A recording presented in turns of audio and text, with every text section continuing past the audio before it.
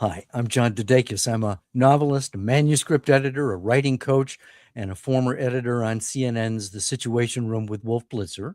You're one to one with me, and I'm one to one with Carol Lin.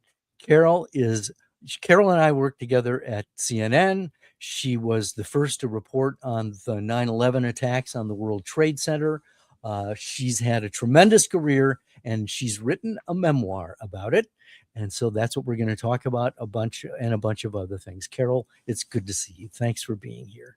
Oh, thanks for having me, John. It is so great to see you. It's good to see you too. Now, let's bring up the book because that's the most important thing here. Let me this I have to get rid of. There we go. When News Breaks, a memoir of love and war. And let's take it full screen first. Uh, in a nutshell, you cover a lot of ground, but it's not just about journalism. I think there's a personal, very personal story in there too. Yes. Yeah, very personal, John. Thank you so much for showing the book. And we designed the cover to make sure that people understood that this isn't a story about a gonzo journalist. You know, it's a story about a woman and and yes, a journalist, a wife and a mother, and what happens when the news breaks us. And I think, Mm, John, you and I know full well that there's a difference between covering tragedy and, frankly, being in the midst of personal loss. right. And I think it's a story that a lot of people are relating to because we all find ourselves at that inflection point sooner or later. And I think you and I, as journalists, it's different for us, right? Mhm. Because it's almost like we live this emotional double life sometimes, Exactly. We're right? good at compartmentalizing. Yep. Talk about the cover. And there's a lot of symbolism there. Absolutely. So what you're looking at actually is jade that's over 100 years old. And it was passed from my grandmother to my mother when she was 22, standing at the Garden Gate in mainland China as China fell to the communists. And my grandmother was smuggling my mother out of the country to marry an older man that she had been promised to almost 7 years prior when she was 16 years old.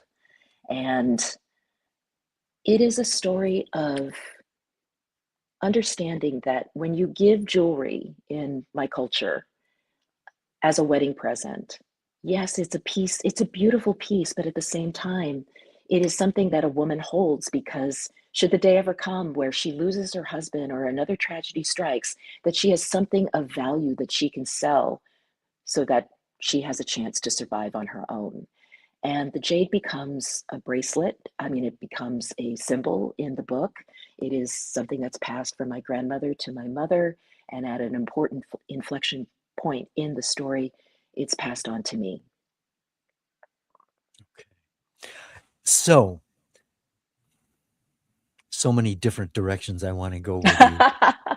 Let's talk about journalism first. Okay. And it's been so controversial ever since Trump was elected. He kept calling journalists enemies of the American people. Just about every report he doesn't agree with is fake news. My question is, how do you feel? What misconceptions do you feel people have about what journalists do and don't do? I think the misconception that journalists do it for ego and for the moment of glory, which is not the case. There's too much personal sacrifice that goes into the job for any sane person to want to not do it for a higher purpose. I do believe that the journalists, John, that you and I know, certainly the people that we worked with at CNN back in the day, do it because we are mission driven, because we really believe that we are bringing a story that is essential to bind us together as humans, but to hold us together as a democracy. And I know that sounds very high minded, but in our heart of hearts, I believe that's why we worked the overnight shift. I believe that's why we left our families on every occasion imaginable because a story broke.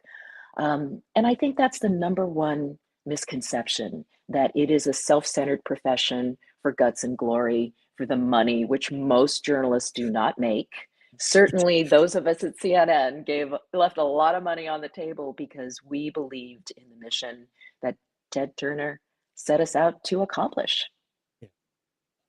Here's a picture of you in the Middle East, I believe. Oh no, this was in local news. This is Oh, when was I that was, local news? It just yeah, looks like the Middle East in the yeah, background. it's a bus crash where dozens of Girl Scouts were injured or killed Oh man. Oh my God. in Southern California. Let's Yeah. let's talk about the emotional toll that covering stuff like this has on a person, because we it's we're trained to basically put our emotions aside. And how do you do that? How did you do that? Or did you? Oh, I think I definitely did, because ultimately, when news broke for me, I was wholly unprepared emotionally to deal with the crisis in my own family. But I think it's like sediment.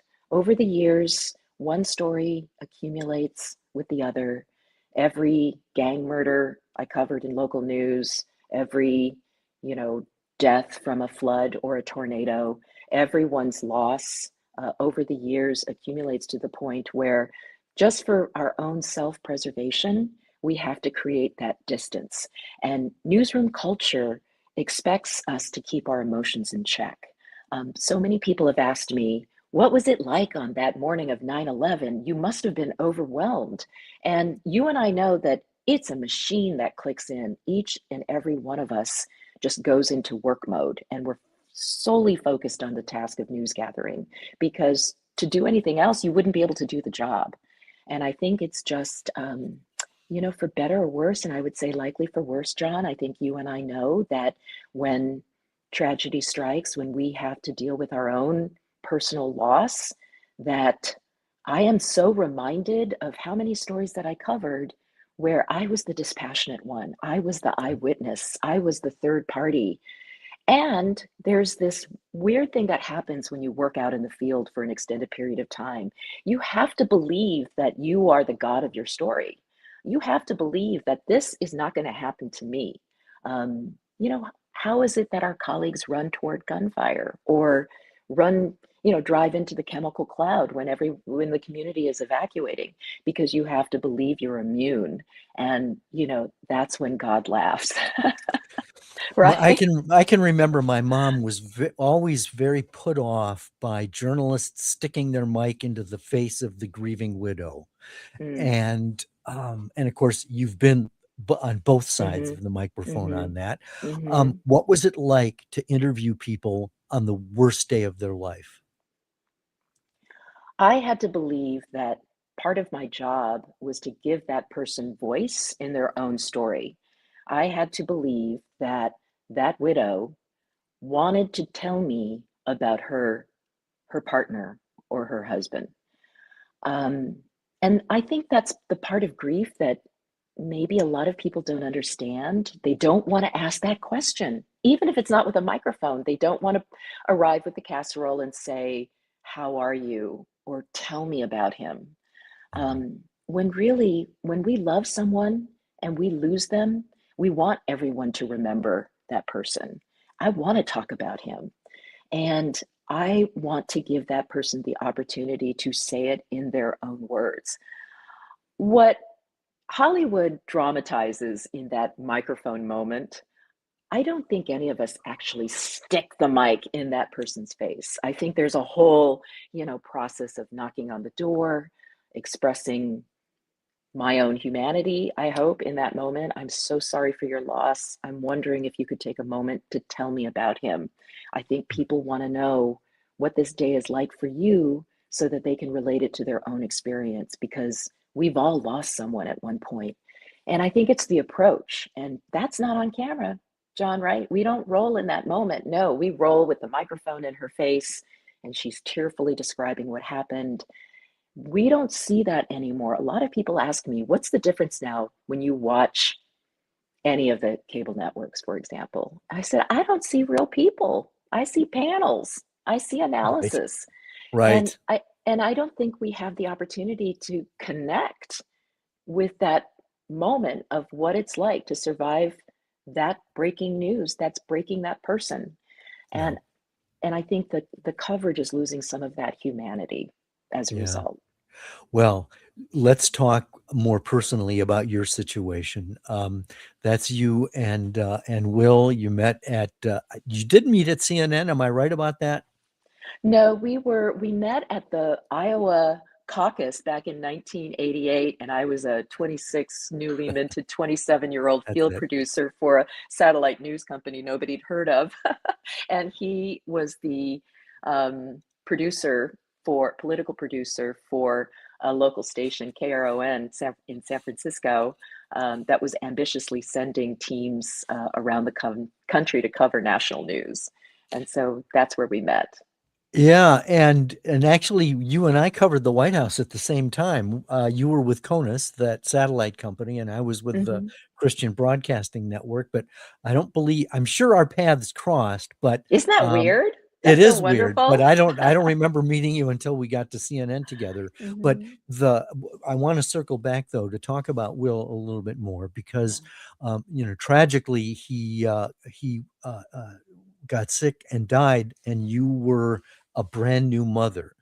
And so that's a double whammy in the sense that, there's the joy of childbirth, but there's the total burden, falling down on you. And so talk about that. That must have been just the worst time in your life. I wouldn't wish it on anyone.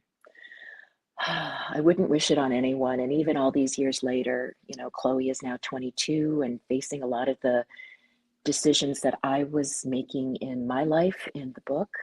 Um, and I wanted her to understand that grief should not be her inheritance and to understand what can come from grief. But the picture that you showed of Will and me, this is a story of grief and how love had to grow from it because she was 10 weeks old when Will died. Oh my We God. were 6 months pregnant when he was diagnosed with what would be a fatal rare cancer. And it was a time in my life. He passed away while I was on maternity leave from my anchor position at CNN. And I went from this world that was dominated by men in the news business to this world of women and mothers. And Mhm. John, I mean, I don't know if you remember the old joke that our fellow producer Jenny Wilburn used to say about me, but she came to me and said, people in the newsroom fear for your child. This was when I was pregnant and before Will was sick, because Right. I was a hard charging, Oh yeah. steely journalist who came from ABC News in New York City. And I'm a very different person now, I'm glad to say, and I hope you see that too. But, it was a huge transition to go from that hard charging journalist who thought she was untouchable Mm. um, to the wife who was caregiving her husband while pregnant with our child, um, to navigating his final days and entering this world of motherhood that I was wholly unprepared for. There was nothing in our journalistic experience to prepare me to be alone with my baby and to think that I was unworthy of her because I didn't know the songs. I didn't know what to do. I didn't Yeah. understand how I was supposed to get up every 2 hours and feed this little person. And I had to figure that out, and there are turning points in the book where that nudge me, push me, force me to understand that it's not about me anymore and that the story has to be about her and the choices I make have to be toward a bigger life than I could even imagine. And I think that's what happens when love grows from grief. It's an unexpected outcome. It's a journey I don't wish on anyone, and it's one and yet I'm so grateful for because I would not be who I am today. I don't think Chloe would be who she is today unless I just got smacked up one side of the head and then the other, and One of I the had to one face a reckoning. Yeah, one of the things that surprised me when I was reading the memoir is that, you came back from maternity leave and you wanted to be reassigned to the Middle East, basically to cover a war. And I was going, what are you thinking? What were you thinking? I'm thinking logically like a journalist. I'm Right. looking at what I think are a logical set of facts, which is that it's a big story, but not a traveling bureau. So I Uh-huh. could maintain my career, but be with my child. I saw it as a family friendly culture. Uh-huh. Um, and Were you being that's delusional, ma'am? I think our bosses thought I was, and they were caught between a rock and a hard place. They couldn't say you're not qualified because I Sure. was. And one day, Eason Jordan, he ran all the international bureaus. It was going to be his decision whether I would get that Jerusalem bureau assignment. And finally, he was just blunt with me and he said, "Are you sure, Carol, that this is going to be the best for you after losing Will to see death and destruction and loss all around you?" And my default answer was, I can do this because I've done it before. I can do it again. I'm a journalist first and foremost, and send me, send me. And so the agreement was that they would give it a try. 1 month bureau duty is what they used to call it, and see how it went.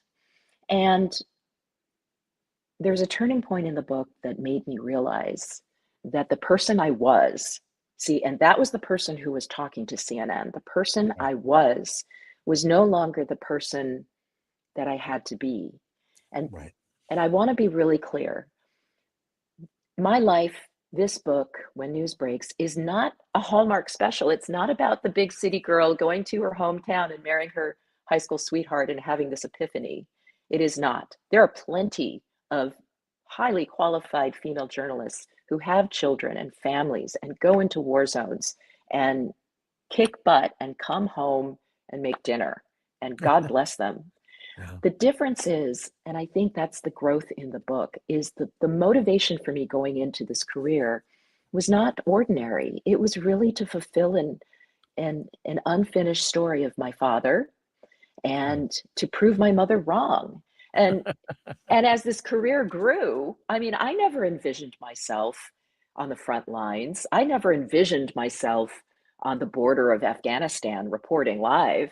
I just wanted a career where every day would be different, where I could prove my mother wrong, that tragedy doesn't always strike, that I could be the exception to the rule. And and the thing is, I don't think any of us is the exception to the rule. And it's not to predict doom and gloom for everyone. It's just the natural course of life. We don't know when things are going to happen. And so building that emotional resilience or understanding that having faith in your community that you can get to the other side. But the person I was when I became a mother was ill prepared because I think all my motives leading up to that moment of how I was going to conduct myself in my life and what I needed to achieve were wrong for me. The person Right. that I am that the person that I was born, my God-given person Hmm. was not that person. And I had spent so much time living in the gaze of others, defining Hmm. myself through that metric, that Hmm. when I had to look inward and say, can I do this? Can I be her mother? I had to grow in a different way. Let's talk about the mother-daughter dynamic. I know when I was first starting out writing as a woman. I mean, I started writing at CNN. You probably weren't even aware of it at the time that I was writing my first novel, and it's from the Lark, we point. love Lark. Lark, She's yes, you've so actually read one of my cool. books, and Yeah. Lark is a 20-something young journalist, but and so and she's informed by a lot of the women I worked with at CNN, many of whom had mother-daughter fraught relationships. And so, if you don't mind, I'd certainly want to. I guess here's the way I want to phrase it: talk about the relationship you had with your mom and how that influenced how you are as Chloe's mom. use both sides of the page if necessary. Oh my gosh, that is a layered question. Yeah. I was very so Joanne, whom you meet in the book, is a piece of work, and it's hard to write a Chinese immigrant mother not as a trope, but hopefully you see that she grows too. um, Joanne, her life changed suddenly. She lost her father when she was 11 years old. And when that happened, they lost all their income. And she had to become her mother's voice in running the farm in China because her mother, my grandmother, was an illiterate farm girl who married a wealthy Chinese man. So the breaking news hit my mother at age 11. By 16, she was promised to my dad, who was 10 years older, and he was going off to the United States to study in America to return to China, only China fell to the communists. My mother was smuggled out of the country. And her whole life, she has had formed her to believe that bad things are going to happen. You got to plant rice, bad things are going to happen. Mhm. And the way she showed her love to me was to try to prepare me for the worst, predicting the worst, and trying to convince me that I needed to keep myself safe, be predictable, meet American expectations, go into the sciences or become a school teacher, and please marry a Chinese American doctor because that's what's going to ground you. That was Yeah. her idea of security. I didn't see it that way at the time. You know, I wanted her to be wrong. And by the time I had Chloe and experiencing the sudden loss of Will, being out of sequence in my own life, I was worried that she was right. I was worried that that bad things were always going to happen to good people. And where did that leave me? But then I was determined that Chloe not be fearful. And I said to my mother, I refuse to accept my fate. I don't want you walking behind her with your arms stretched out, signaling to her that she's going to fall. I want you to stand upright and I want you to let her fall. We're going to catch her. Mhm. She's going to learn trust. But and that's how I made a conscious decision that grief was not going to be Chloe's inheritance, that I was going to prove to her that you can have a whole life, but it's not always going to be a straight path. Sometimes it won't be an easy path. And I had to set that example. And the photo that you're looking at right now was a story in Successful Living magazine back in the day. And that's what I wanted to show her. I did these interviews after Will died because I wanted to show her that life is a privilege and a Mhm. joy. And we need to pursue happiness at the same time, not to expect grief and tragedy, but to prepare ourselves. And how do we prepare ourselves? John, I was ill prepared because I didn't fully understand community. Even within our newsroom, I mean, we were a team and I loved our team, but Yeah. I think team is different than community. I think community is this natural ebb and flow of give and take and being there for one another. And I was so singular in my work, largely out of fear of failure, to be honest, Mhm. that I didn't have those kinds of relationships. So, with you, for example, um, how did I not know? How did I not know the loss that you had experienced in your life? Did I ever take a moment to ask you and say, tell me about your family, or what have been the turning points in your life?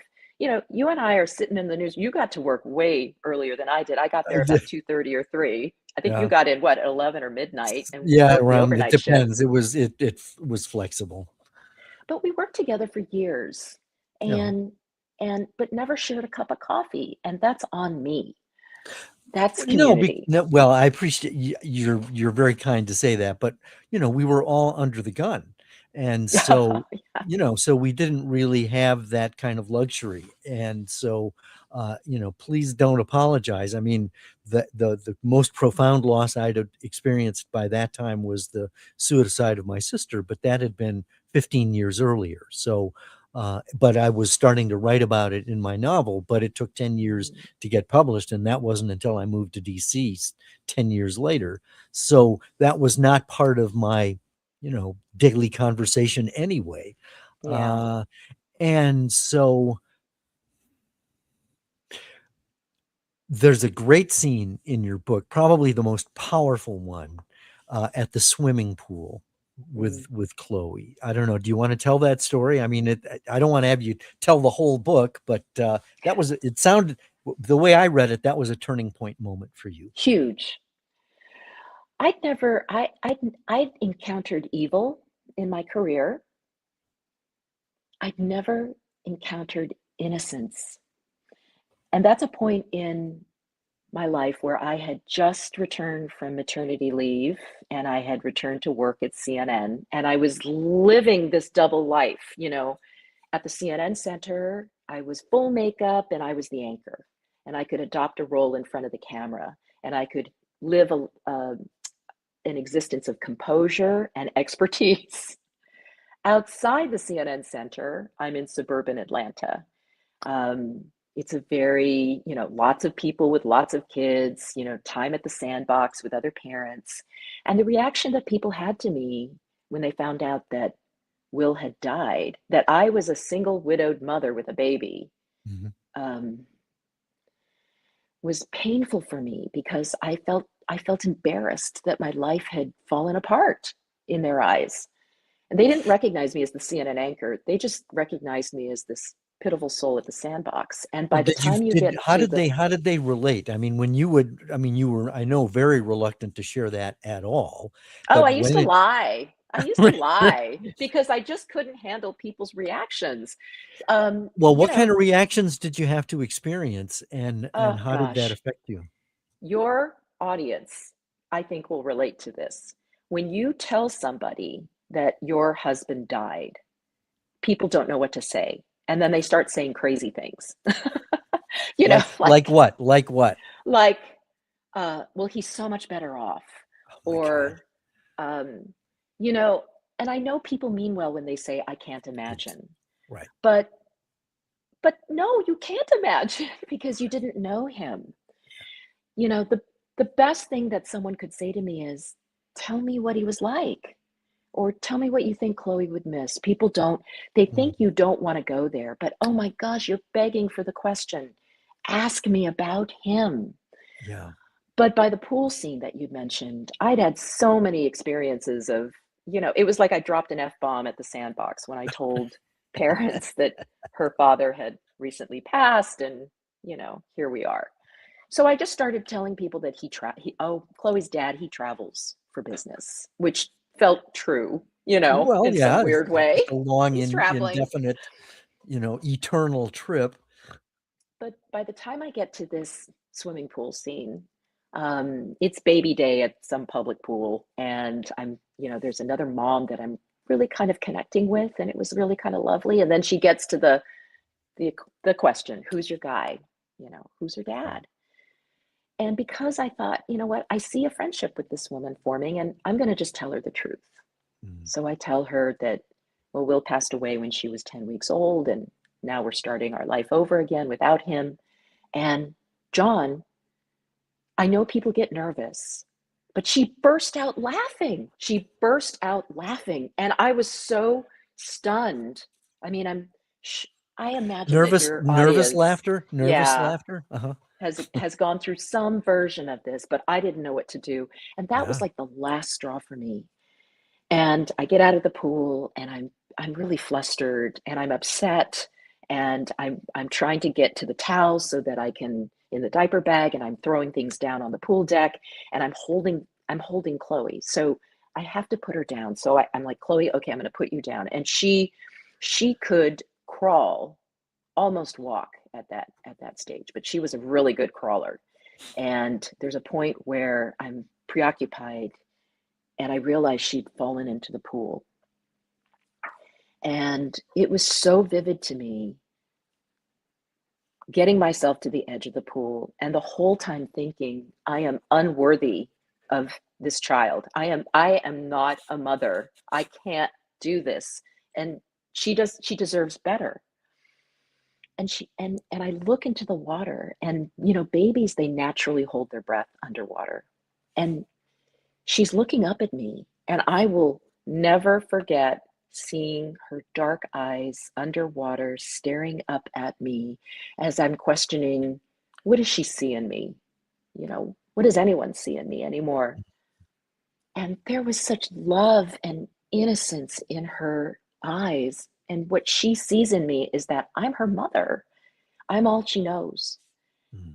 And when I pull her up, it was such a fullness, finally knowing who I am, or at Yeah. least who I need to be. Yeah. And I don't know if you're used to babies, or you're used to, you know, the smell of their skin and the soft touch and the look in their eyes, or what they look like when they sleep. I knew none of that. I only knew the agony of feeding every 2 hours, And not right? having any And sleep. a broken, and not having any sleep, and a broken heart. Yeah. But then and there, the look in her eyes, the gaze that I think I had sought all my life, was in my baby's eyes.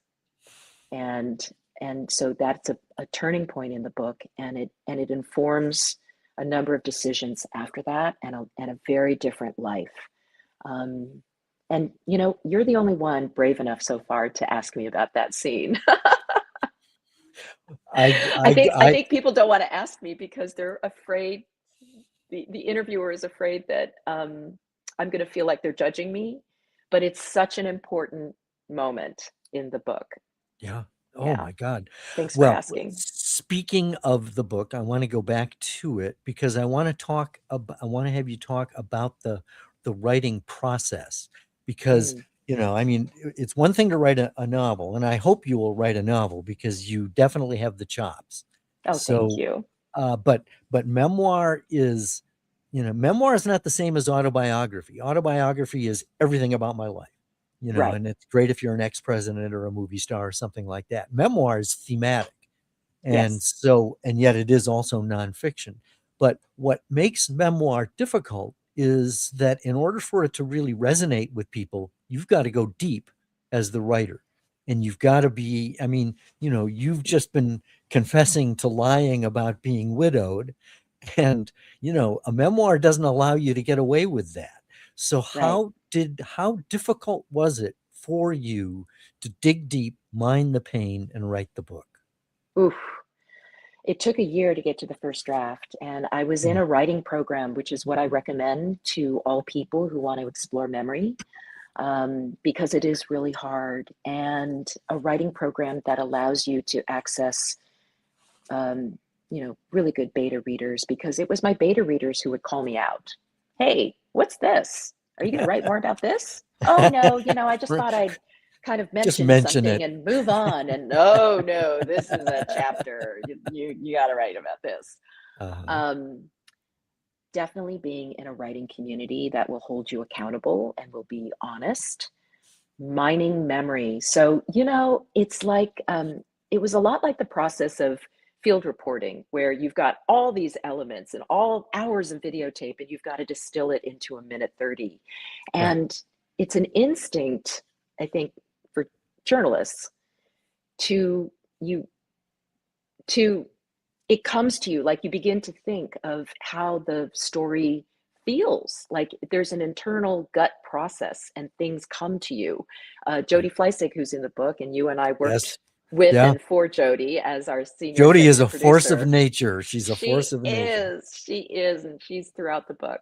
Um, Jody used to describe producing Early Edition, our morning show, like music. And I think that's the closest analogy I can come to the writing process. It's like music. And things come to you.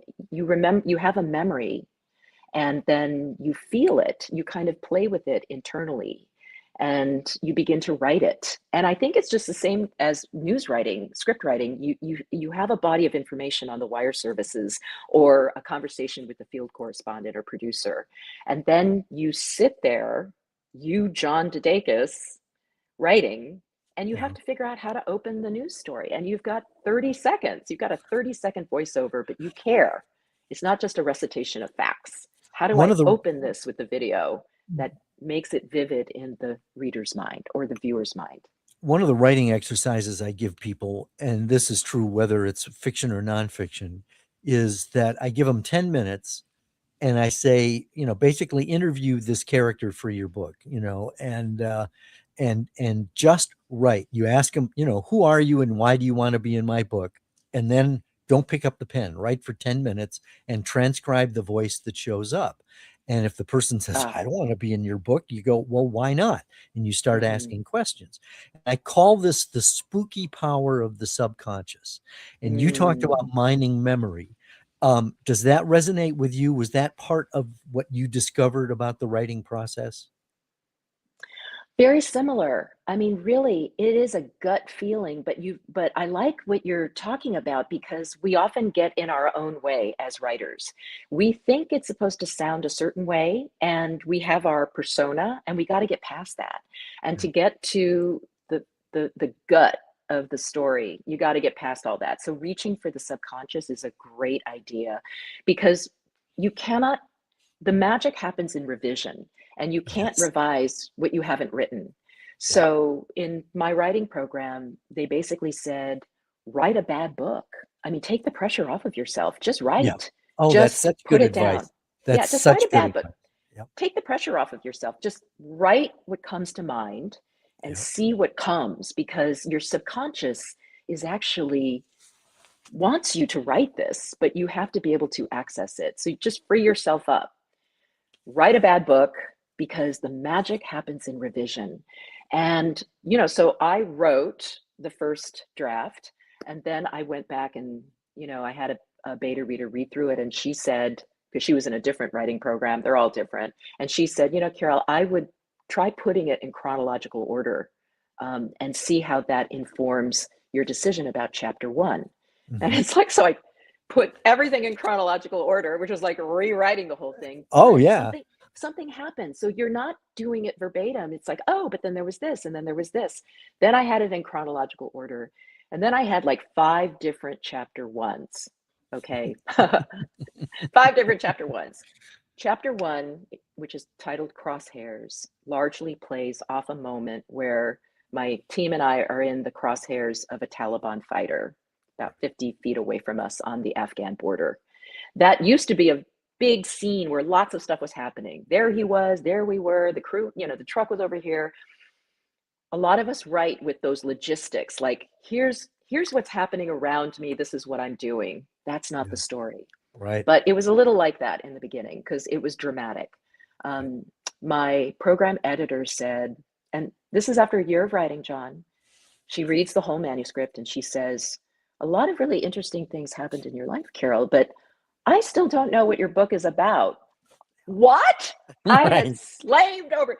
So I was really angry and frustrated. And then I understood what she meant. And I realized, you know, this is about the consequences of living in the gaze of others. So now I'm going to zoom in. It took all that time, all that moving around, all that plinking of revision, that criticism Mm-hmm. that hurt. Mm-hmm. And then I was like, I kicked my own butt and I realized I get what she's talking about. Because nobody cares about me, John. Nobody wants to know the details of Carol Lynn's life and her career. No, they Right. want to see themselves in the It's so hard page. to accept. It's hard to accept. Humbling and good for the writing. If you're going How to write many? memoir, and a lot of people want to, I'm sorry, Yeah. John, I just want to say people want to see themselves on the page. And it doesn't mean you Yeah. write with that intention out of the gate. Like, what does John want to read? No, that comes later. You judge it based on, is this, what does the reader get out of this? Because they're not going to care about me. It's like good training at CNN because they always said the news is the star, Carol. I'm The like, news what? is the The star, right? news is the star. So the story is the star. What is the common factor? And the last tip, because you asked about writing, I started with what's called the big question. What is the big question? So we had an exercise in our writing program, and I landed on my big question to be answered in this book is, why do we love who we love? And when, if ever, is the right time to let go? Because there's this whole theme of what you keep and what you release. The jade on the cover speaks to that, and so many other elements in the book. And I think that's a choice that many of us at our stage in life, John, that's what we ask. Why did I do this? What do I keep now? What do I let go of? How do I move forward? And once I realized I could answer that question in a thematic way through the book, I felt like I had something. How many drafts did it go through? I wish I counted. I would be like, prison wall hash marks, Right. you know, You're like right. how many drafts? Not dozens. I wouldn't be surprised if one form or another, Mhm. 100, Oh one form my. or another. I Sure. could go back in there, John, to this day and move Sure. stuff around. It's a Oh yeah. never-ending process. So It's again, when do you let go? When yeah. is it ready? And that's when a good editor, someone who's going to be really honest with you, is going to reassure you, no, this is it. It This because is it. it's never gonna be perfect. If you're going for perfection, good luck with that because you'll Yeah. never let it go. You'll never let it go. Yeah. It has to be, as my agent always says, it needs to be send it to me when it's the best you can make it. Yeah. And then And she can you usually goes, believe well, no, try this. I know, and it's amazing. There was a conversation I had with my publisher, who was also my editor, um, and we were talking. She noticed something that I hadn't realized. She said, "You talk a lot about time, but in different the passage of time or how you are countdowns. Of course, that would be the language of a broadcast journalist, but then that conversation made me realize."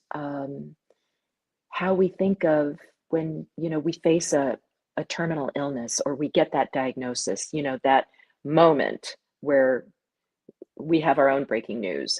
And in the edit bay, when you're toggling the video and you toggle it back and you toggle it forward because we're looking for that endpoint for the edit on a piece of video, but then you realize you see exquisitely the before and the after. And that was a metaphor that I could bring into the moment when Will told me what the doctor had said.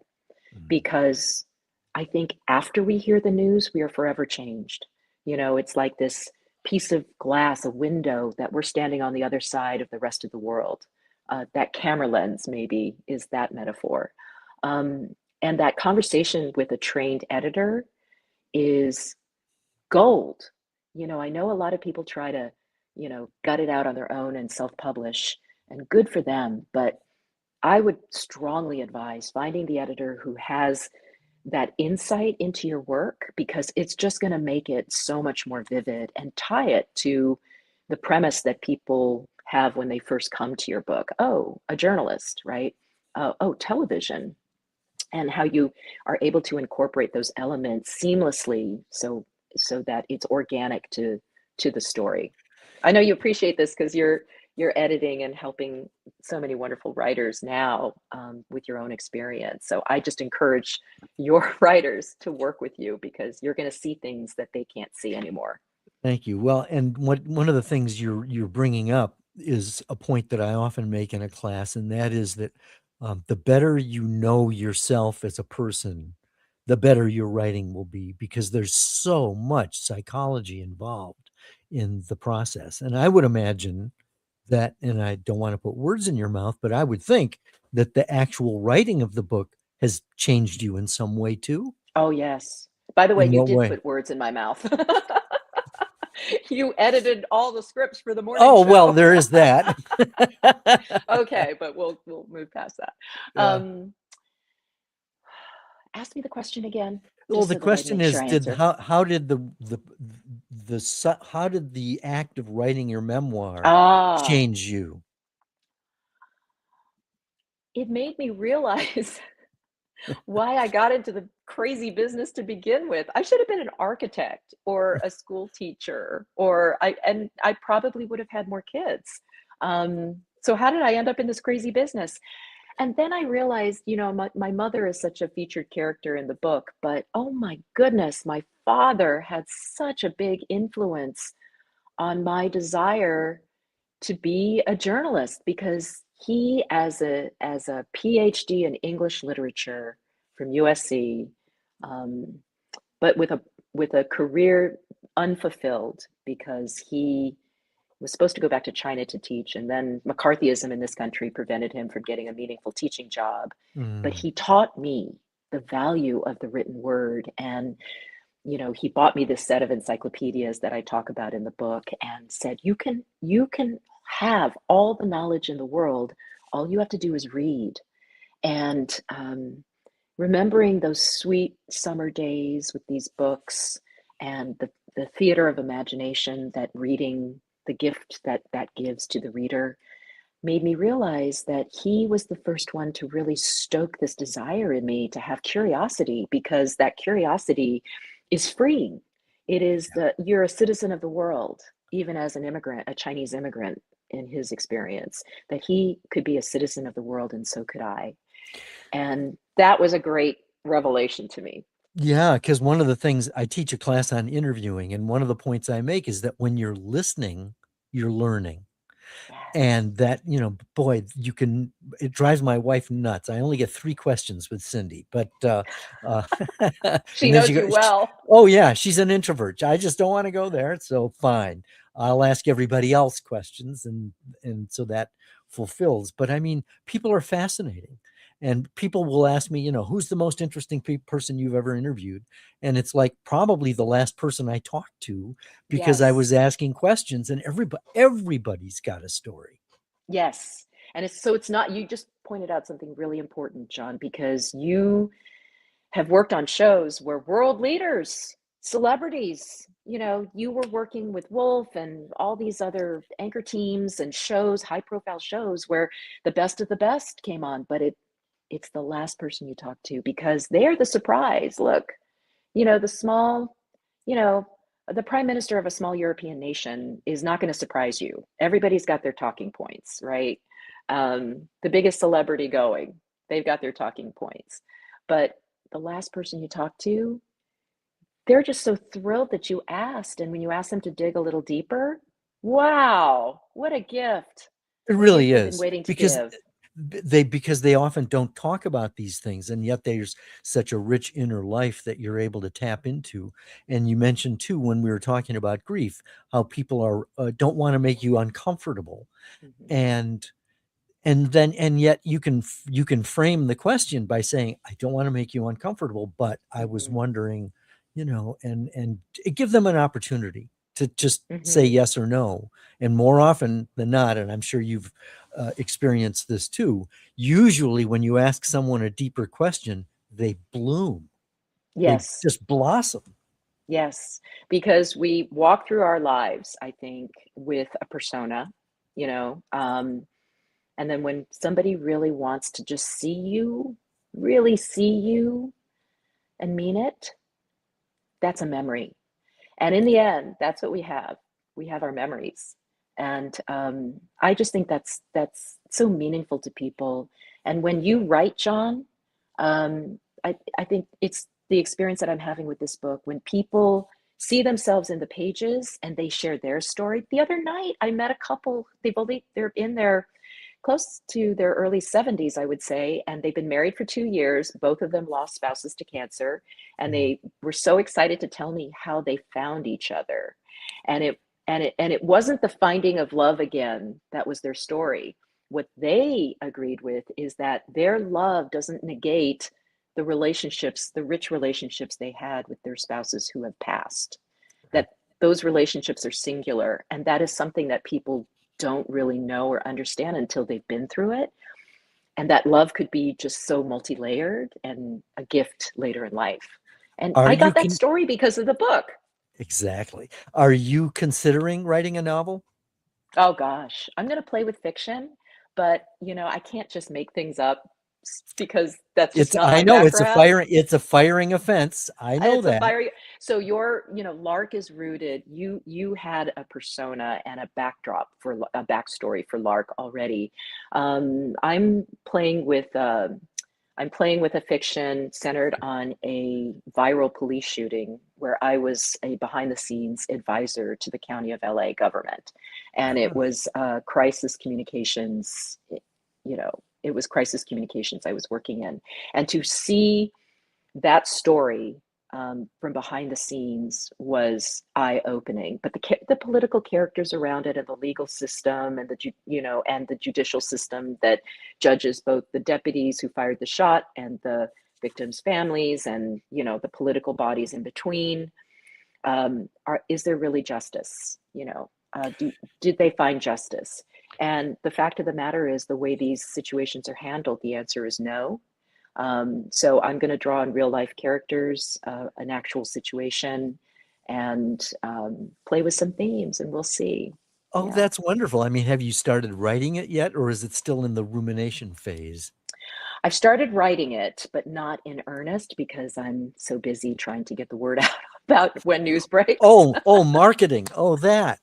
Oh, which is like, honestly, which is not journalism, and it's not writing. It's a whole other animal. So thank you for the time on your podcast. Oh, you're welcome. Um, One of the things I've discovered about marketing, and that's probably interesting to talk about as well, is that you don't have to become a used car salesman to sell a book. right. It's basically journalism. All you need, it's telling, not selling, which is what we do Yes. as journalists. You're just reporting. Yes. I've written a Yeah. book. Oh, what's it about? Yeah. And so it goes. And the book is close to having to speak for itself. I mean, once it's in the hands of people who don't know me, so, the reviews are starting to come in on Amazon and Goodreads and so on and so forth, then the book's got to do the work. But John, I read a stat that 300,000 books a month, because of self-publishing and e-publishing, Yeah, 300,000 titles go out every month. So right. it's a That's nuts. privilege just to be in that space. Yeah. But Right. fiction's going to be fun because it's based on a true story. I kind of see it as a bonfire of the vanities for the modern age. We'll Mhm. see if a deputy involved shooting is a theme that It resonates with people, but it it's something it I could want to be a write. it could be a series. I mean, if you've got a protagonist that's engaging enough, that then has legs for other books. Well, there's a secret relationship, a seemingly irredeemable female politician, but her persona is rooted in some early trauma, and I think we're going to explore this idea of innocence too. The intent, just as I talked about journalists, to some degree, law enforcement is the people who go into law enforcement, at least initially, have a more romanticized view of what they think their mission is going to be, and the reality is very different. But all of this is going to be rooted in Public Record Act requests and my own experience working for the elected sheriff for 3 years to see how he was going to reform a very troubled agency. So it's just an opportunity to put that work experience into play. Let's talk just a little bit. And I know you probably have to go, but I do have a couple more questions and one just popped into my head, and that has to do with the contrast between journalism, which is just the facts, and you were deputy director of the LA County for their Joint Information Center during COVID. So that's a PR position, right? So No, so actually, I believed it was a fact-based position because we had to notify yeah. a county of 10 million people what are available resources to them and what are the federal and state mandates when it came to masking and public gatherings and things of that nature. The difference between when I was a journalist and when I was co-directing the Joint Information Center around COVID is that people during COVID did not at all want to believe or cooperate in the legal mandates that we were reporting on per se. Mhm. So in some ways it is public relations, it's PR, because we are trying to design the messaging to be effective. but try to convince people to do what is best for their larger community.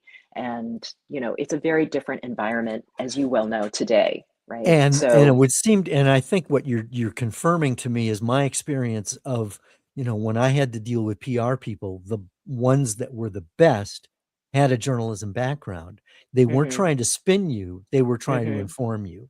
And I right. think that that's the perception of, you can have bad PR people. And I can think of one Mhm, who, I won't name names, but she represents a very important person.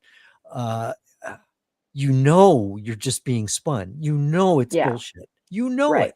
And right. that's not a good PR person. And a good PR person it's public relations, but it's not public spinning. It's public. Yeah. You need to know this.